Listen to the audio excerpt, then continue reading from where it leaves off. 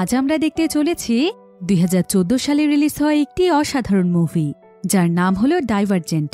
এটি মূলত একটি সায়েন্স ফিকশন সার্ভাইভাল মুভি, যেখানে এমন একটি ভবিষ্যৎ পৃথিবীকে দেখানো হয়েছে যে পৃথিবীতে মানুষের বসবাসের জন্য ছিল খুবই অদ্ভুত একটি শহর।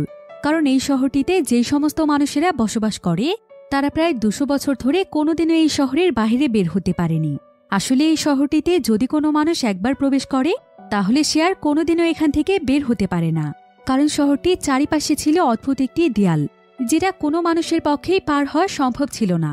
তাই এখানকার মানুষেরা দেয়ালে বন্দী জীবনযাপন করত। কিন্তু এই শহরটি ছিল অনেক বেশি আধুনিক, এখানে মানুষের প্রয়োজনীয় সবকিছুই রয়েছে।